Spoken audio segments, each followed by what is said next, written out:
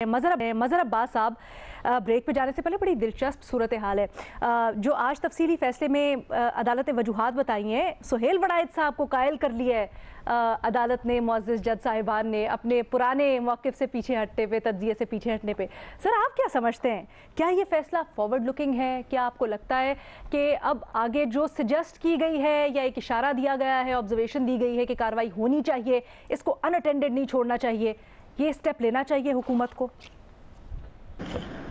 देखिए अलीना, मेरा जवाब भी नहीं में है।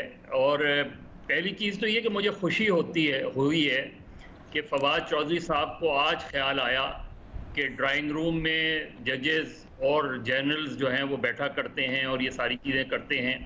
काश उन्हें परवेज़ मुशर्रफ के दौर में ये ख्याल आ जाता, या इसी तरह के बहुत से लोग जो शेख रशीद साहब भी जिस तरह की बातें करते हैं, जो फ़ख्री अंदाज में पिंडी को अपनी कॉन्स्टिट्यूंसी कहते हैं। तो अच्छा है ये इन लोगों को भी ख्याल आया है। ये सारे नज़रिया ज़रूरत के सियासतदान हैं और नज़रिया ज़रूरत के साथ चलते हैं। लेकिन इमरान खान आईनी जंग हारे हैं ना। अगर आईनी तौर पे देखें तो इमरान खान एक आईनी जंग हारे हैं, सियासी जंग नहीं हारे इमरान खान। हमारे मुल्क में जो परसेप्शन है वो हकीकत से ज़्यादा मजबूत होता है। जो हकीकतें हैं वो ये हैं कि इमरान खान से जो जुड़ा हुआ आदमी है, उनमें से कोई 1% बताएं जो इस फैसले के बाद तब्दील होगा। नहीं तब्दील होगा।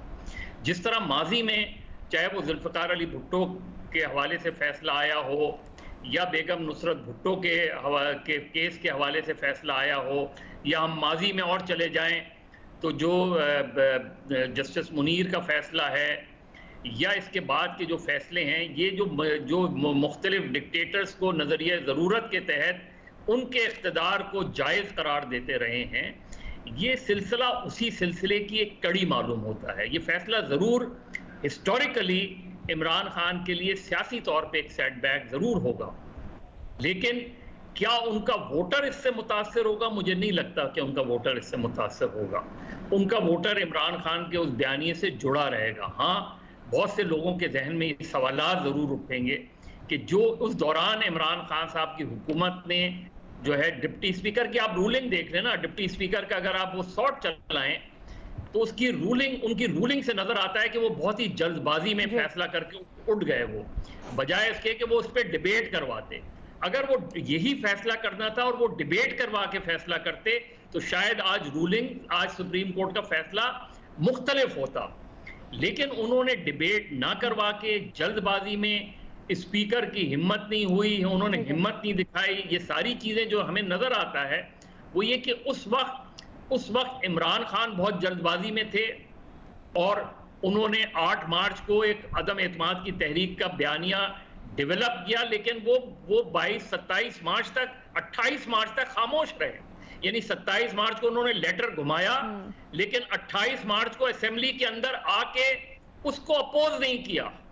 उस अदम एतमाद उधर उनको ये जो बयानिया था, जो सर्कुलर था, आज अदालत ने भी यही सवालात उठाए हैं। सर, ये जो आप बात कर रहे हैं, अभी कुछ देर पहले नियाजी साहब ने भी बात की, बड़ी अहम बात है। मैं ये अतर से जरा जवाब देना चाहूंगी। अतर, क्योंकि अभी आपने फवाद चौधरी ने जो बयानात दिए उसके हक में बात की, सर पूछते आपसे ये है मेरे दो तज्जियाकार के, जब बेनिफिशरी थे पाकिस्तान तहरीक इंसाफ वाले फवाद चौधरी, तो उससे पहले भी, तो तब क्यों नहीं ये बातें बोलते थे? अब ये आकर बातें करने का क्या फायदा?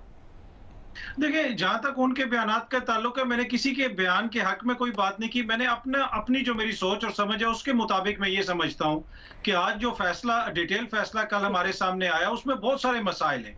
एक तो सबसे बड़ा मसला ये है कि यहाँ पे जो बहुत सारी चीजें सेटल हुई, वहां पे एक नई चीज ये खुल गई कि क्या अब इस मुल्क के अंदर अदालतें डिक्टेट करेंगी कि हमारी असेंबलियों की कार्रवाइयां किस तरह चलेंगी।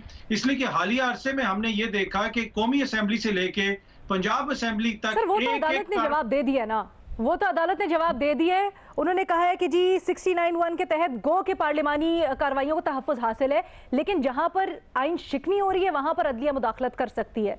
सो I think that is settled. ये जो फवाद चौधरी वाला बयान है सर, ये बड़ा अहम है। आई थिंक ये डिस्कस करना बड़ा जरूरी है। इसके ऊपर मैं आपकी राय जानना चाहती हूँ, क्या ये तजाद नहीं है पीटीआई की तरफ से?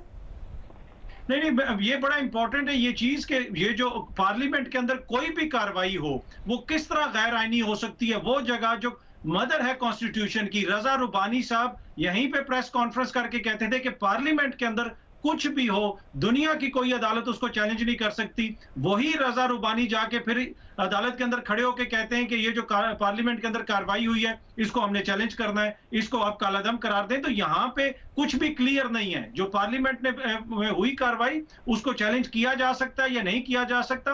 और जो फवाद चौधरी साहब का आपने बयान की बात की, उसी बयान के अंदर उन्होंने कहा कि जब हम पार्लियामेंट में आएंगे तो फिर इस हवाले से हम भी फैसला करेंगे, आगे से पार्लियामेंट भी कोई कानून साजी कर सकती है।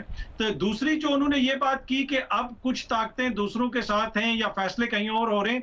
देखिए, एक इसकी तारीख है, कभी उसका कोई बेनिफिशियरी होता है, कभी उसका कोई बेनिफिशियरी होता है। 2018 के इलेक्शन से पहले हमने देखा दीगर लोग कह रहे थे खलाई मखलूक की बातें हो रही थी, अभी बातें हो रही हैं मिस्टर एक्स की बातें हो रही हैं, मिस्टर वाई की बातें हो रही हैं। कल भी कोई पूछ रहा था प्रोग्राम में आपकी तरह कोई एंकर के ये मिस्टर एक्स और वाई मैं ही पूछ रही थी।